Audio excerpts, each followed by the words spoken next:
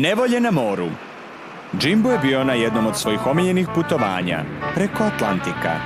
Voleo je da ubija vreme gledajući različite tipove brodova kako se ljuljaju kroz moćni okean. Taj brod dole baš ne napreduje. Da pogleda malo bolje. Možda je u nevolji.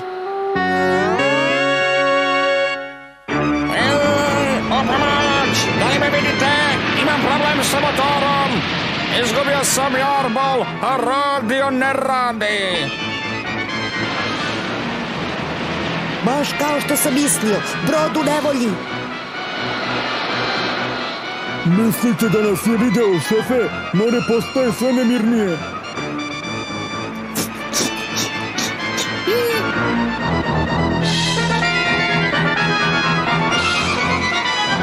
Moramo brzo reagovati. Halo, kontrola, čujete li me? Imam poziv u pomoć ovde. Halo? Halo, kontrola, čujete li me? Imam poziv u pomoć ovde. Nadam se da je taj avion rekao našu poziciju. Stvari postaju beznadošne. Morat će da požuri, ne možemo još dugo izdržati. Halo, pomoć, da li me čujete? Jedva da te čujemo, Jimbo. Imaš li problema? Ne, ja nemam, šefe. To je brod u nevolji na Atlantiku. Daću vam njegovu poziciju da biste poslali vazdušnu pomoć, šefe. O Bože, radio smetnje. Ne mogu da me čuju. Moram da nešto učinim. Taj brodić ubrzo tone. Držite se, mislim da avion ima sve pod kontrolom.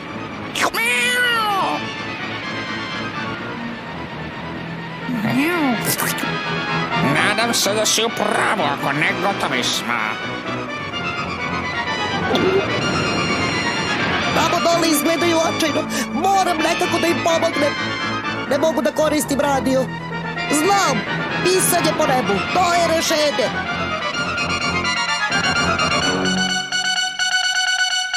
Brod u opasnosti.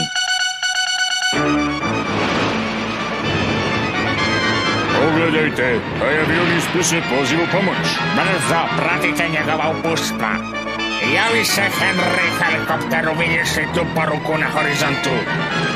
Vidim, šefe, krećem tamo punom brzinom. Odlično, stiže spasilački tim. O ne, poruka se udaljava od tonućeg broda. Ide u pogrešnom smeru, moram reagovati brzo. Vidim ih, tamo, i ono X označava mesto.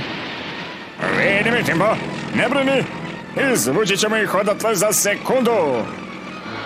Odlično, moje pisanje je upalilo. Ostavljam ih u vašim sigurnim rukama, Henry. Moram nadoknaditi izgubljeno vreme.